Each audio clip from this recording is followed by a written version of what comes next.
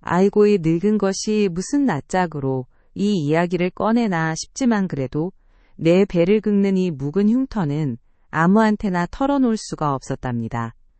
사람들은 다 내가 고집불통이고 남의 속을 박박 긁어놓고도 제 할 말만 하는 아주 못난 할멈이라고 손가락질했었지요. 그 말이 틀린 말은 아니었답니다. 저 스스로도 인정하지 않을 수가 없지요. 하지만 그 못난 고집이 남의 등골을 휘게 만들 줄은 꿈에도 몰랐던 게지요. 이 모든 게 다 내가 저지른 일이었답니다. 내 낡은 초가집 앞마당은 언제나 돌멩이 하나 제자리에 놓여있지 않았답니다. 그 집은 내가 평생을 짊어지고 살아온 짐짝 같은 무게였거든요.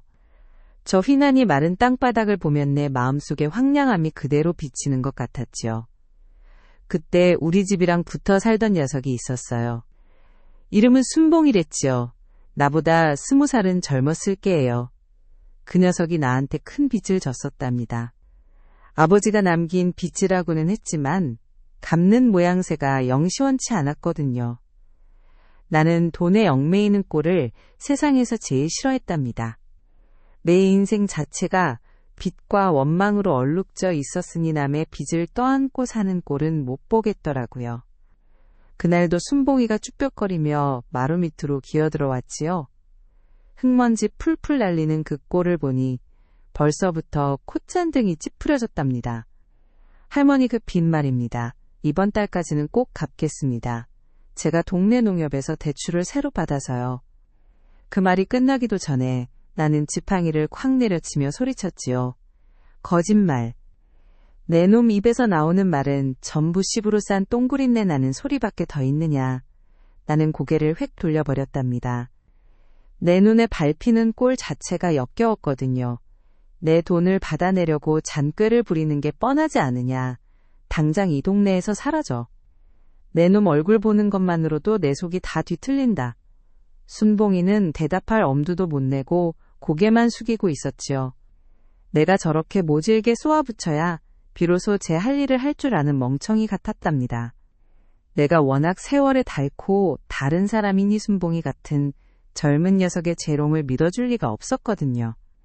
빚은 빚이고 갚을 능력이 안 되면 그냥 나가 떨어져야 한다고 뼛속 깊이 믿고 있었던 게지요. 내 몫은 내가 챙기고 난 미래에 간섭받기 싫으니 저렇게 독하게 말해야 세상이 굴러간다고 착각했었답니다. 며칠 뒤였던가요. 동네 우물가로 빨래를 하러 나갔는데 하늘이 온통 잿빛이었답니다. 바람도 울신연스럽게 불어대서 빨랫줄에 널어놓은 시뻘건 고추 말린 것들이 허공에서 펄럭이다가 자꾸만 바닥으로 곤두박질 치더라고요. 왠지 모르게 찝찝한 기분에 나는 냇가로 내려섰지요. 물살이 평소보다 훨씬 거세게 콸콸 거렸는데 그 물살이 꼭 내 속을 후벼 파는 것 같았답니다. 채시 빌어먹을 날씨 같으니라고. 며칠째 이 모양이냐. 나는 투덜거렸지요. 순봉이 녀석이 빚을 갚는다고 호언장담하고는 잠적한 지 벌써 일주일이 넘었었거든요. 혹시나 무슨 사고라도 났을까 싶었지만 그건 내 알 바 아니었답니다. 그 녀석이 저지른 일이니 저 녀석이 알아서 해결해야 하는 일이었지요.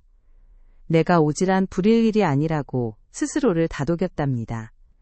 괜히 그 녀석 걱정했다가는 내 속만 좁아지는 것 같았거든요. 내 고집대로 내가 생각한 방식대로만 세상이 돌아가야 속이 시원했답니다. 순봉이가 도망갔든 감옥에 갔든 나한테는 그 전에 빚 못 갚은 놈으로 낙인 찍혀 사라져버려야 할 존재였으니까요. 그날따라 우물가에 널린 빨래들이 유난히 축축하고 무거워 보여서 내 마음까지 덩달아 짓눌리는 기분이었답니다. 내가 옳다고 생각하는 이 세상에서 굳이 다른 사람의 불행까지 짊어질 필요는 없다고 그렇게 스스로를 합리화했지요. 그날 저녁이었어요.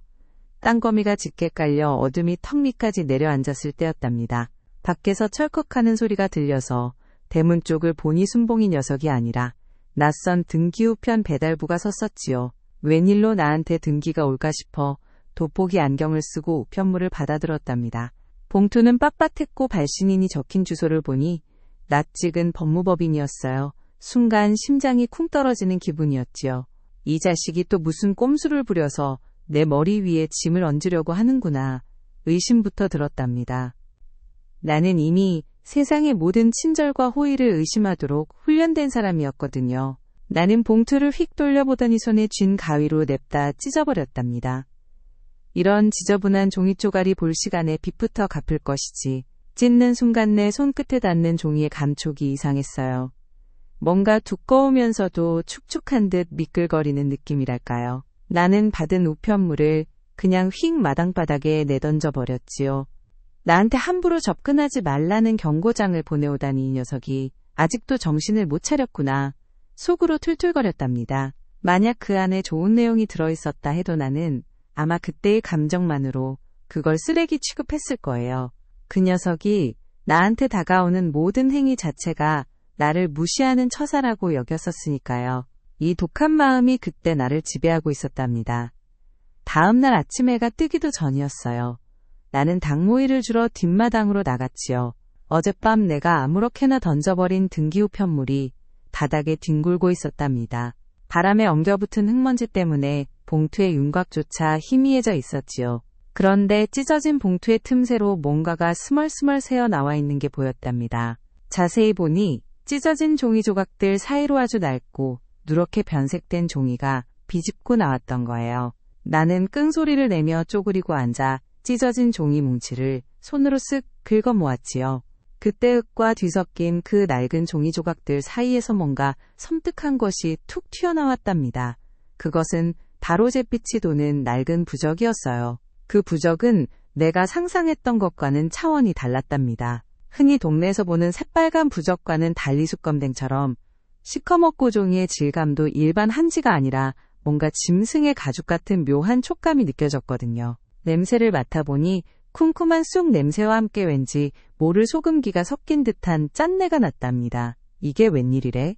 이 녀석이 나한테 저주라도 퍼부으려고 이딴 걸 보낸 건가? 내 머릿속은 온통 순봉이가 나를 해코지하려는 악의적인 생각으로 가득 찼었지요. 순봉이는 워낙 순하고 착한 녀석이라고 동네 사람들이 수군거렸는데 그 녀석마저 나에게 이렇게 극단적인 방법을 쓴다는 생각에 온몸에 털이 쭉 폈었답니다. 나는 급히 부적을 손으로 쥐고 마른 침을 꿀꺽 삼켰어요. 이 낡은 부적이 어젯밤 온 등기우편물 안에 들어있었다는 사실이 너무나 기묘했거든요. 분명히 나는 겉봉투만 찢어 쓰레기통에 버리려 했는데 이 부적이 어떻게 섞여 들어왔을까요? 마치 순봉이가 나에게 몰래 이 부적을 남기려고 뭔가를 꾸몄던 것처럼 느껴졌답니다. 내가 너무 경계심이 강했던 걸까요? 아니면 이 녀석이 정말로 나를 골탕 먹이려 했던 걸까요? 내 심장은 쿵쾅거렸고 왠지 모를 재앙이 닥칠 것만 같은 불길함에 사로잡혔었지요. 그날 늦은 오후 친척 하나가 우리 집을 찾아왔답니다. 순봉이 어머니 쪽 사촌뻘 되는 아저씨였는데 얼굴에 걱정이 가득 묻어 있었지요. 그는 내 초가 마당에 들어서자마자 삿대질을 해댔답니다. 김 여사, 당신이 순봉이한테 대체 무슨 짓을 한 게요? 그 착한 아이가 밤낮으로 소갈이하다가 결국 이렇게 되었잖소. 나는 이 모든 게 내 잘못이 아니라 고순봉이가 먼저 빚을 지고 도망간 것이라고 핏대를 세웠지요. 무슨 소리요? 나는 그저 내 돈을 달라고 했을 뿐이요. 그 녀석이 갚을 능력도 없으면서 괜히 나한테 큰 소리만 쳤던 게 아니오. 친척 아저씨는 눈물을 글썽이며 내 모진 말을 받아쳤답니다. 능력이 없었다고? 순봉이가 얼마나 애를 썼는지 당신은 모르오. 그 녀석이 당신 빚 갚으려고 동네 자비를 안 가린 게 뭔지 알기나오? 안 해본 일이 없다더군. 나는 그 아저씨의 말을 귀로만 들을 뿐머리로는 전혀 받아들이지 않았답니다. 그건 그 녀석 사정이지네 알 바 아니지. 나는 돈을 받아야 하고 안 주면 쫓아내야 하는 입장 아니었소. 내가 왜 그 녀석 속사정까지 알아야 하는 거요? 나는 내 방식대로 정당하게 대처했을 뿐이요. 친척 아저씨는 절망한 듯 한숨을 쉬더니 내 발치 앞에 털썩 주저앉았답니다. 당신은 정말 너무하구려. 그 녀석이 얼마나 당신을 존경하고 따랐는지 모르오? 당신이 워낙 모질게 한 입이 때문에 도망간 게 아니라 당신 얼굴을 더는 못 보겠다고 떠난 줄 알았는데 아니었소. 그 녀석은 당신을 미워한 적이 단 한 번도 없었답니다. 아저씨의 그 말이 귀에 거슬렸어요. 나는 언제나 내 방식이 옳았고 내 말이 법이었으니까요. 남의 동정심에 흔들리는 건 나약한 자들의 일이라고 생각했답니다. 당신도 그 녀석 편을 드는 것이오. 이 늙은 할미, 혼자 두고서 내가 뭘 어떻게 하라는 말이오. 나는 내 몫을 받아야만 마음이 놓이는 사람이오. 그 녀석이 제 할 일을 안 한 개지내가 뭘 잘못했단 말이오. 나는 오히려 쏘아붙였답니다. 억울함이 치밀어 올랐거든요. 내가 그동안 겪었던 고생과 외로움을 순봉이가 조금이라도 알았다면 이랬을까 싶었지요. 내 모진 말들이 마치 쇠사슬처럼 친척 아저씨의 입을 막아버리는 것 같았답니다. 친척이 돌아가고 난 후 나는 왠지 모를 불안감에 휩싸여 뒷마당의 장독대 근처를 서성였답니다. 며칠 전부터 찝찝했던 그 낡은 부적 때문이었을 거예요. 나는 흙을 파헤치듯 장독대 주변의 돌들을 하나씩 치워가며 괜히 주변을 정리하기 시작했지요. 순봉이가 혹시 다른 무언가를 숨겨두지 않았을까 하는 의심 때문이었을지도 모르겠어요. 그때 장독대 가장 밑단돌 밑에 끼어있던 낡은 영수증 하나가 눈에 띄었답니다.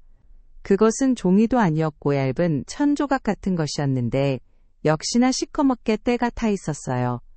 나는 그것을 조심스럽게 들어 올렸지요.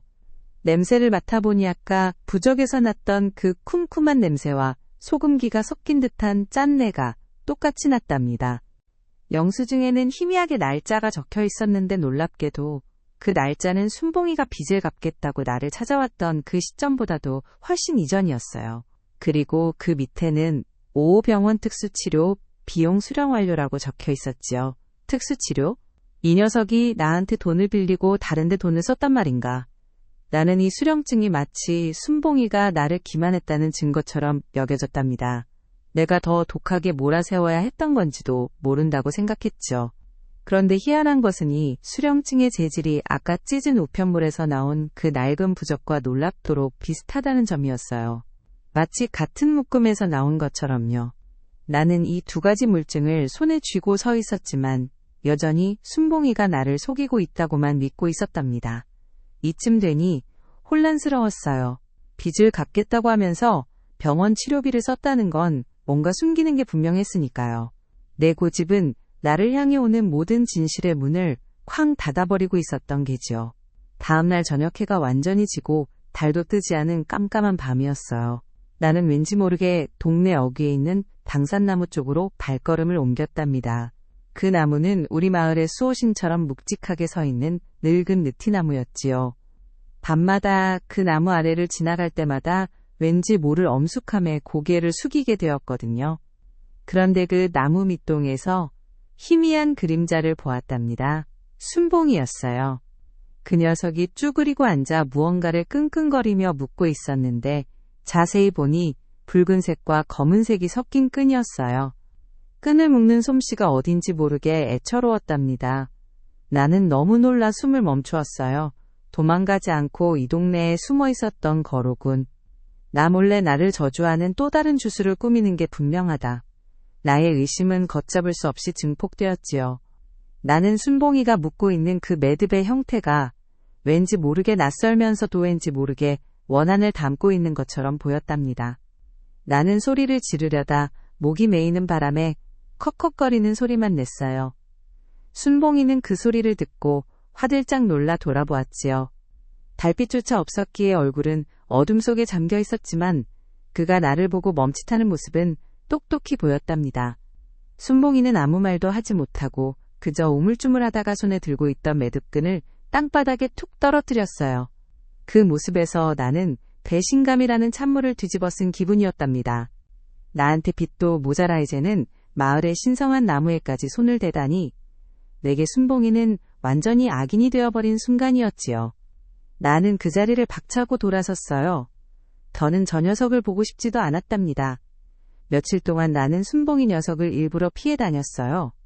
우물가에 가지도 않았고 굳이 당산나무 쪽으로 지나가지도 않았지요. 하지만 그 낡은 부적과 수령증은 자꾸만 내 눈에 밟혔답니다. 그 찝찝한 기분은 마치 내 옷깃에 묻은 진흙처럼 쉽게 떨어지지 않았거든요. 결국 나는 다시 우물가로 향할 수밖에 없었어요. 그곳은 순봉이가 자주 물을 길러 오던 곳이었고 그 녀석의 흔적이 가장 많이 남아있을 것 같았으니까요. 우물가에 도착하니 새벽년이라 그런지 물 한 개가 몽글몽글 피어오르고 있었답니다. 나는 쭈그리고 앉아 우물 안을 들여다보았지요. 물에 비친 내 얼굴은 며칠 사이에 사가버린 듯 초췌해 보였어요. 그때 저편에서 순봉이가 걸어오는 것이 보였답니다. 그는 며칠 전보다 훨씬 야위어 보였고 걸음걸이도 힘겨워 보였어요. 그는 나를 발견하고는 그 자리에서 멈춰 섰지요. 나는 그 녀석이 믿기도 했지만이 모든 의문을 풀고 싶어 참을 수 없었답니다. 나는 벌떡 일어나 순봉이에게 달려가 따지기 시작했어요. 이놈, 너 어디서 숨어 있었던 게냐? 내가 보낸 등기우편물 안에 그 흉측한 부적은 또 뭐고 당산나무 밑에선 뭘 묻고 있었던 게냐? 전부 나한테 저주라도 내리려는 흉계가 아니더냐? 내 목소리는 바람을 갈랐지만 순봉이는 고개를 푹 숙이고 저 밑만 내려다볼 뿐이었답니다. 그는 입술을 달싹였지만 아무 소리도 내지 못했지요. 나는 더 격분했어요. 말을 해라. 왜 그리 입을 닫고 있는 게냐? 너는 나를 속이고 나를 이렇게까지 화나게 만들려고 작정했던 게 아니더냐? 나는 그의 어깨를 세게 잡아 흔들었답니다. 그의 어깨는 뼈만 앙상하게 느껴졌어요.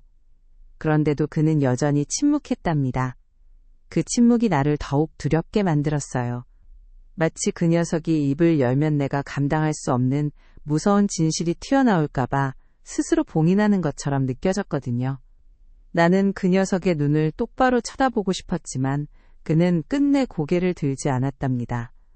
그 침묵 속에서 나는 왠지 모를 공포와 함께 내가 저지른 모진 행동에 대한 찌릿한 후회를 느끼기 시작했지요. 나는 순봉이가 더는 버티지 못하고 도망갈까 봐 아니면 나를 밀쳐내고 가버릴까봐 두려워졌답니다. 그래서 일단 집으로 돌아왔어요. 하지만 마음은 안정이 되지 않았지요. 그 찢어버린 등기우편물 조각들이 머릿속에서 맴돌았거든요. 저 녀석이 끝내 입을 열지 않았다면 내가 직접 진실을 찾아내야 한다. 나는 부엌으로 들어가 어젯밤 쓰레기통에 버리려다 마늘 먼지 잔뜩 묻은 찢어진 우편물 봉투와 그 안에 엉켜있던 종이들을 꺼내들었답니다. 종이들은 너무 너덜너덜해서 알아볼 수가 없었지요. 나는 마치 고고학자가 유물을 발굴하듯 아주 조심스럽게 손을 떨면서 그 종이 조각들을 펴기 시작했어요. 이것은 단순한 편지가 아니라는 직감이 들었거든요. 종이의 끝부분을 조심스럽게 맞춰보고 풀이 죽은 듯 축 늘어진 종이의 결을 억지로 펴보았답니다. 찢어진 면과 면을 맞추는 과정은 15번째 조각까지 이어졌어요. 내 손가락은 종이 모서리에 베어 피가 맺혔지만 나는 아픔도 잊은 채 그 작업에 몰두했답니다. 이게 대체 무슨 내용이기에 저 녀석이 이렇게까지 감추려 했을까? 몇 시간을 낑낑댄 끝에 조각들이 기적처럼 하나로 이어지기 시작했어요. 중앙에 아주 작은 글씨 하나가 드러났는데 그것은 법적인 문서의 일부였던 것 같았어요. 내용은 채무변제 독촉과 관련된 내용이었는데 그 밑으로 아주 작게 제한적 채무승계 관련 이해 없음이라는 문구가 보였답니다. 절박함이 목을 죄어왔어요. 만약 이 문서가 순봉이 녀석이 빚을 갚으려고 했던 노력의 마지막 증거라면 나는 그 노력을 내 손으로 찢어버린 셈이 되는 거였지요. 내 고집이 얼마나 컸으면 나를 향해 오는 마지막 구원의 손길마저 악의로 해석하고 갈갈이 찢어버렸을까 싶어 숨이 턱 막혔답니다. 나는 찢어진 종이 조각들을 제자리에 맞추면서 순봉이가 왜 그렇게 침묵했는지 이해하기 시작했어요. 그는 나를 원망하기보다 내가 이 진실을 알게 되는 것을 두려워했던 게 분명했답니다. 나는 손에 든 부적을 들고 다시 우물가로 달려갔어요. 순봉이는 아직도 그 자리에 멍하니 서 있었답니다. 나는 그의 앞에 털썩 주저앉았어요. 손에 쥔 부적을 내밀며 떨리는 목소리로 말했지요. 순봉아, 이 부적이 찢어진 종이. 이게 대체 다 뭐냐? 솔직하게 말해다오. 네가 나를 저주하려고 한 게 아니지 않느냐? 응답해다오. 순봉이는 천천히 고개를 들었답니다. 그의 눈빛은 슬픔이 가득했고 그 안에는 나에 대한 원망보다 도자신의 처지에 대한 자책이 역력했었어요. 그는 힘겹게 입을 열었지요. 목소리는 쉰 듯 갈라져 있었답니다. 할머니, 그 부적은 저주가 아니었어요. 그것은 제발 아무 일도 생기지 말라고 제가 할 수 있는 마지막 기도였답니다. 그는 잠시 말을 멈추더니 낡은 부적의 뒷면을 손가락으로 가리켰어요. 잿빛 부적의 뒷면에는 붓글씨로 빼곡하게 뭔가가 쓰여 있었는데 낡아서 잘 보이지 않았지요.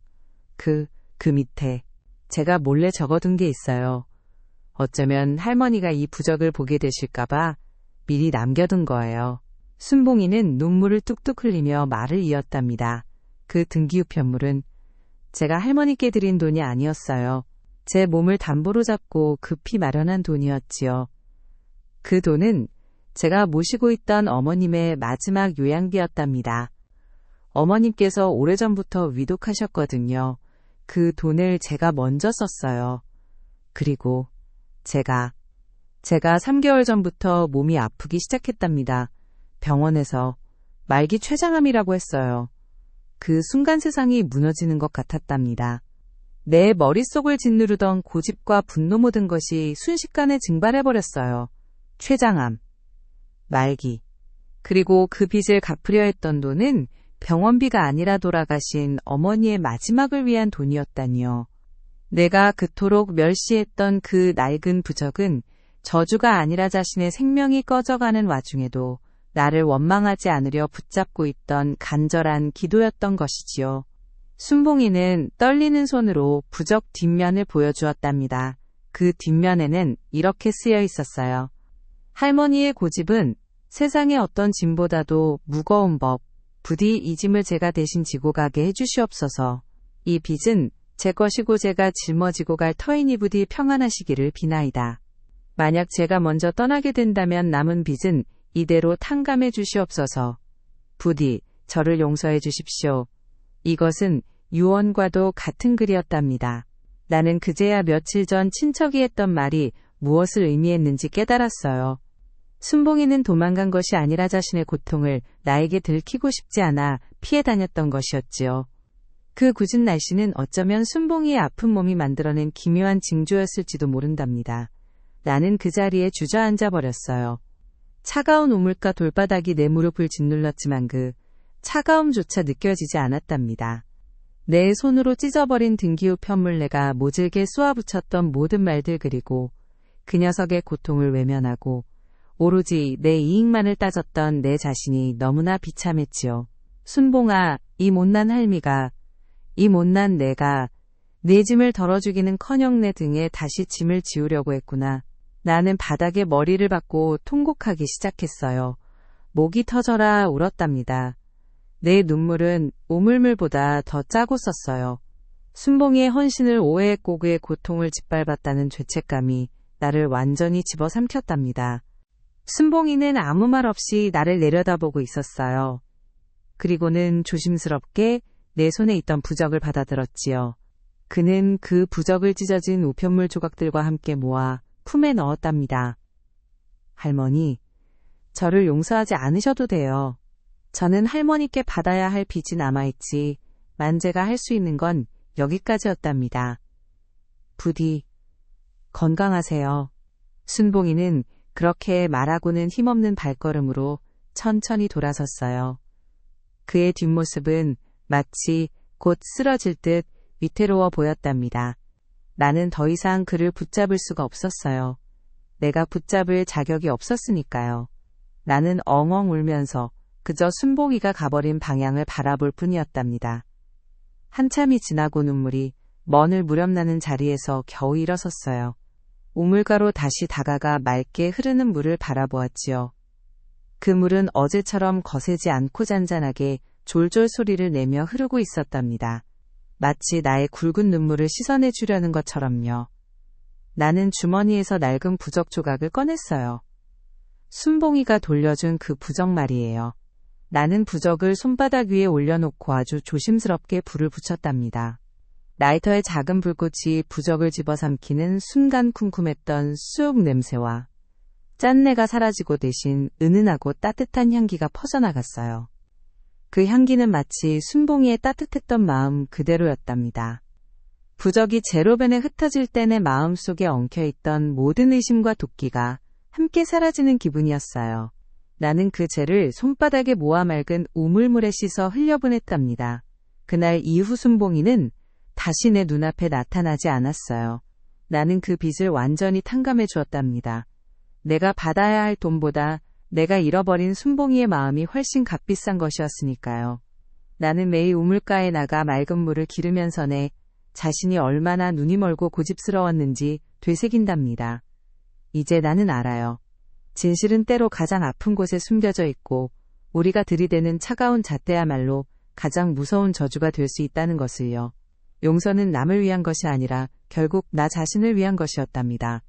이 늙은 할미의 뼈아픈 후회가 오겨 이 글을 읽는 누군가에게 작은 깨달음이 될 수 있다면 그걸로 족한 게지요.